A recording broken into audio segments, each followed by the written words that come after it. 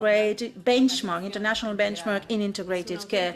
It's a real pleasure for me to be here today in Donosti, accompanied by so many experts who have made great advances in the area of integrated care. And when I speak of experts, I am not only talking about the academic world, I'm also referring to all those managers, decision makers,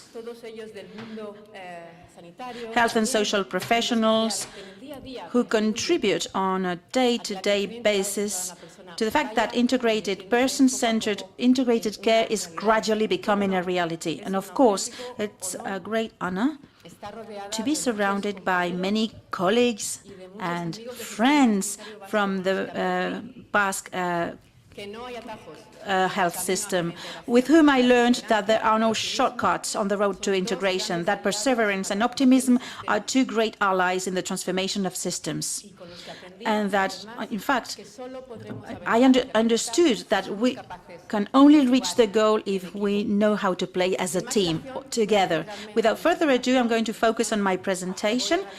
A presentation that I'm going to do in Spanish because it's one of the 6 official languages of the World Health Organization, the organization that I represent here. This is the title of my presentation: How we transform health service delivery so that care is integrated and person-centered or people-centered. Probably the how is the most complicated question when we try to answer the questions regarding transformation and provision models. Obviously, it's not the only question we've asked ourselves over the years. Why do we need to transform provision models? What do we need to do? When? How? This has been the object of research and discussion over the last few decades, and I'd like to make a short review of all of them, of all these questions, before going into the subject and into the discussion about the hows. First, the first question that we ask ourselves: why do we need to transform service provision? We know that the global health context is full of challenges that we all know, such as aging, the rise of chronic diseases, not only in rich countries, but also not only in rich countries, what we normally know, but also and more in developing countries. Urbanization, globalization, rising costs, all these are challenges that are transformed into a series of demands. All these demands are very well known by us. And what I'm talking about here, I'm talking about unhealthy lifestyles, the double burden of disease, transmissible and non-transmissible, growing need for self-care, mobility. All these demands, all these needs cannot be responded by today's health system. Why? Because basically these systems are fragmented. They are centered on hospitals. They don't take care of individuals, communities. They have few staff. They are poorly distributed and without adequate skills. Fragmented systems. That's a reality that we are facing. A reality in which up to 40% of health spending can be wasted. A reality in which 1 in 10 hospitalized people suffer from harm during their hospital stay, and a reality that implies that half the people in Africa consider that their level of participation in health services decisions is very low and very, very low. All these are powerful reasons that force us to rethink not just the configuration, but the functioning, the operation of current health systems. The second question is the what. What do we need to transform? In this sense, there's a wide global consensus regarding 2 critical aspects. On the one hand, the need to place the individual, the family, the community at the center of health service provision, and on the other hand, the need to consider the transformation of service provision as part of a broader reform of the health system as a whole. In 2016, 194 countries adopted the WHO's People-Centered Integrated Care Framework. This is the framework that proposes 5 big transformation areas. First, it's about involving and empowering individuals and communities so that they can have an active role in all aspects related to their health and health services. On the other hand, strengthening governance and accountability. Thirdly, to reorient, to refocus the model of care, basing it on strong primary care, so that it is on the optimal place in order to maximize results and health results, but also efficiency. A care model that has to be based on very strong primary care. A primary care that, according to a Lancet article, can reduce preventable mortality in mothers and newborns by up to 77%, preventing the death of more than 3 million people each year. So a primary care system that should be coordinated with the rest of the levels of care, within and outside the health system, highlighting, of course, its relationship with the social sphere, but without forgetting the necessary collaboration with other key sectors, such as housing, education, employment, so that we can tackle the structural determinants of health in an effective manner. And finally, we need to guarantee an environment of favorable policies where these transformations can be developed. The third question, when and where do we need to reform service delivery in a sustainable manner? The answer is clear. We need to reform service delivery in all regions of the world, from Norway to Papua New Guinea, from Benin to Afghanistan. Fragmentation and other constraints in health systems prevent people from receiving care designed around their needs.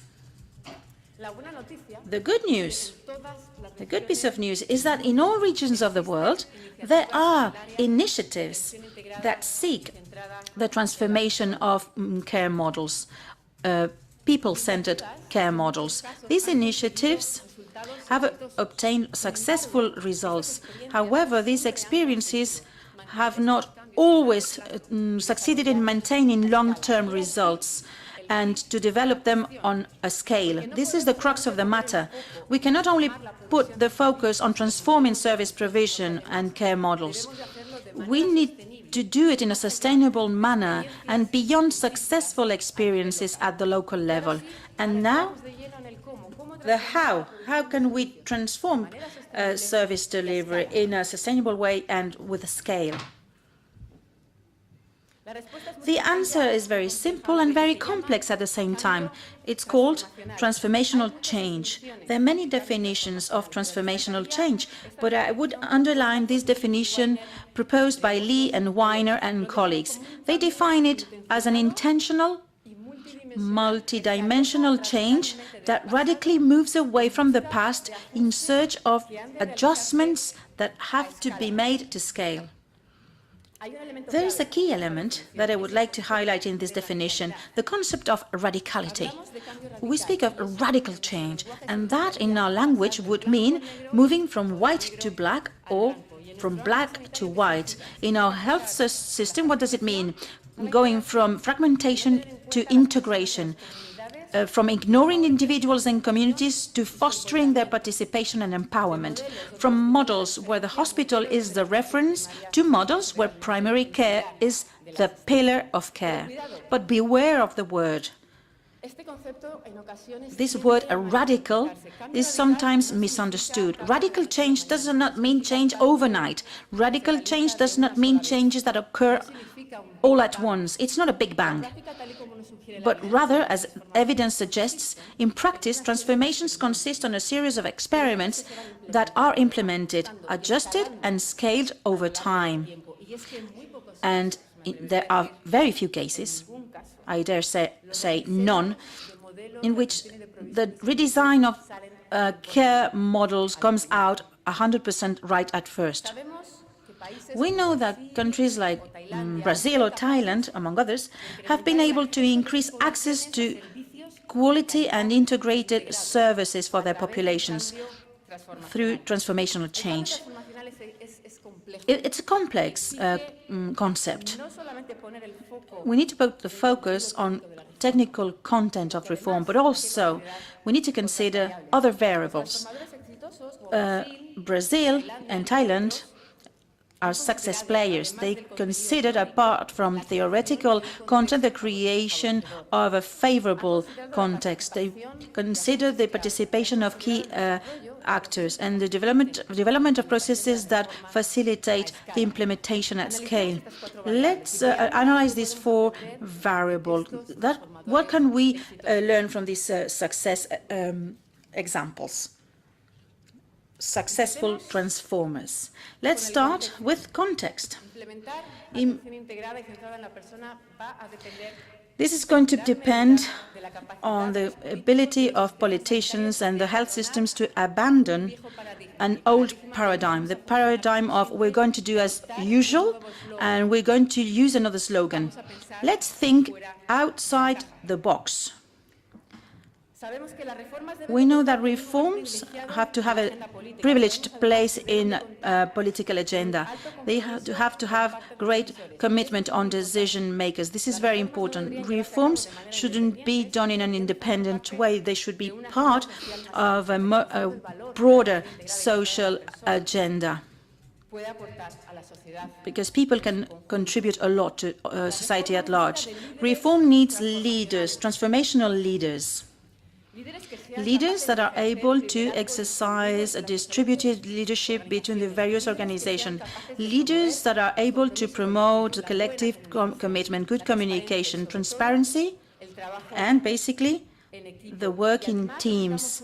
And we need leaders that are able to manage change in a proactive way. It's improbable that people-centered integrated care will emerge in a natural way as a solution to problems and limitations that we have all in our health systems today.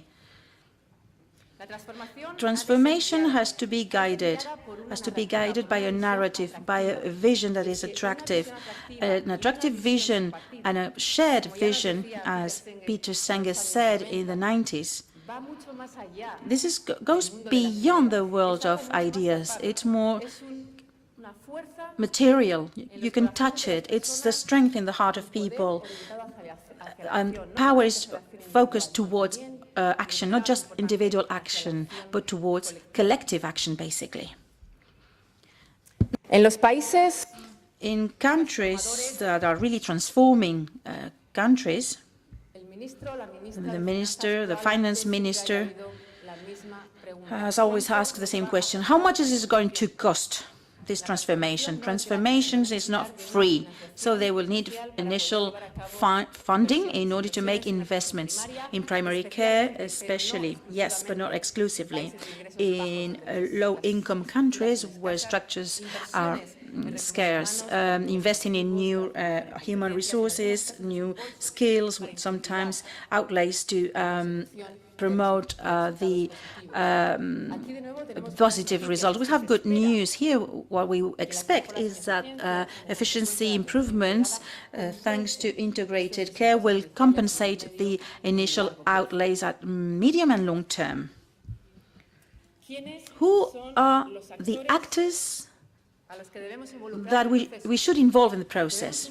Well, all the key actors, and here I'm talking about users, health managers, social professionals, health professionals, universities, civil society, the communities at large.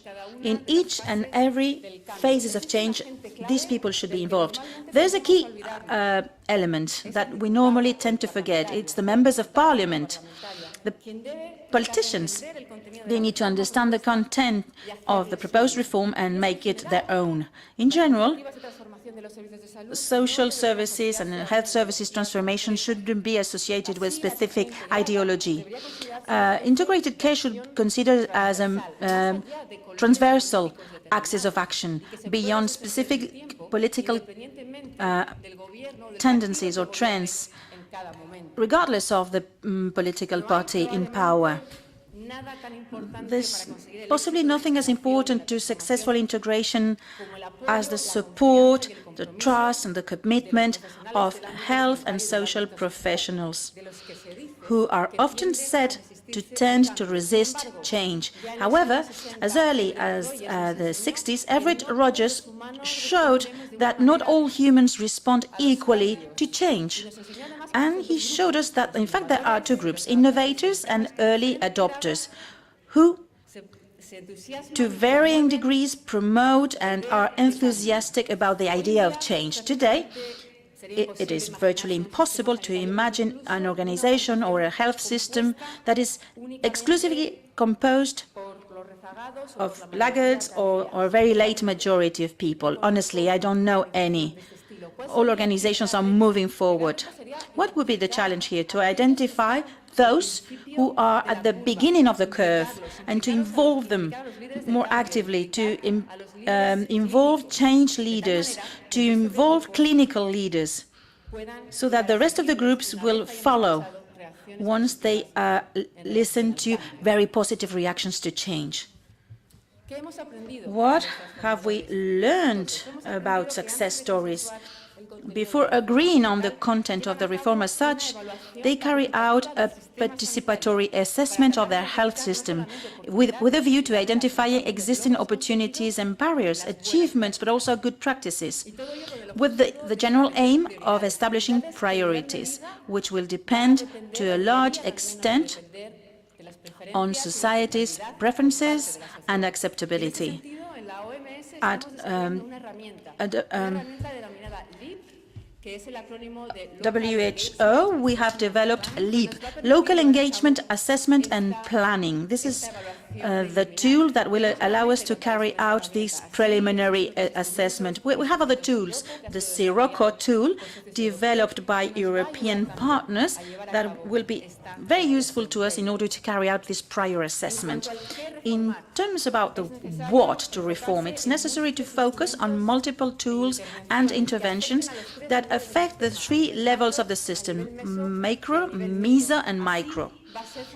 So we will need to invest in macro policies.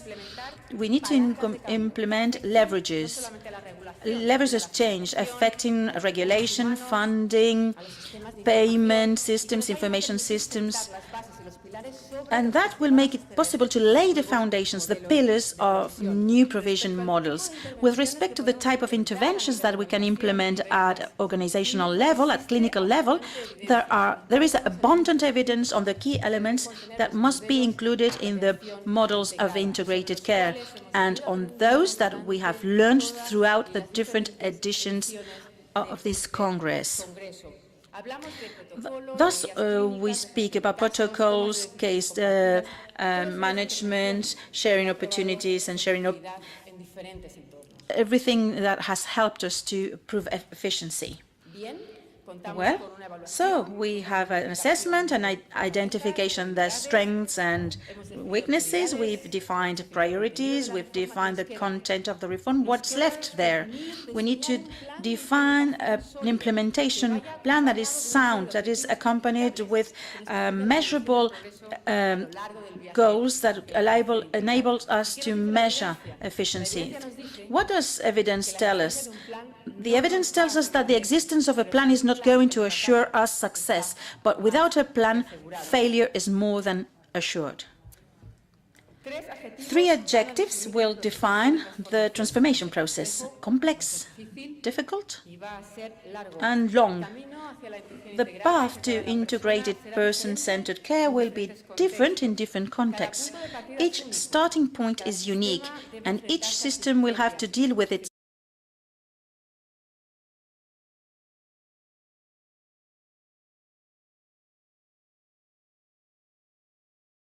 y que pueden inspirar nuestra agenda de transformación. Sin embargo, hay que ser más atrevido y no fijarse solamente en las historias de éxito, sino también aprender de las historias que han fracasado o aquellas que no han conseguido los resultados esperados. Pues podemos extraer lecciones sobre lo que no deberíamos hacer, y esas lecciones son igualmente importantes. Pero el aprendizaje no solo debe ser externo, sino que además y sobre todo debemos aprender continuamente de nosotros mismos, tratando de extraer la inteligencia colectiva de nuestras organizaciones, de nuestros profesionales que están en la batalla del día a día, con un conocimiento profundo de lo que funciona y de lo que no funciona, de por qué no funciona lo que no funciona y cómo hacer que las cosas mejoren. Así, el enfoque de abajo arriba no solo debe complementar, sino además debe guiar los enfoques que se planteen de arriba a abajo. Y no deberíamos acabar esa sección sin hablar de culturas organizativas y de cómo los valores que las subyacen pueden realmente influir en la transformación deseada.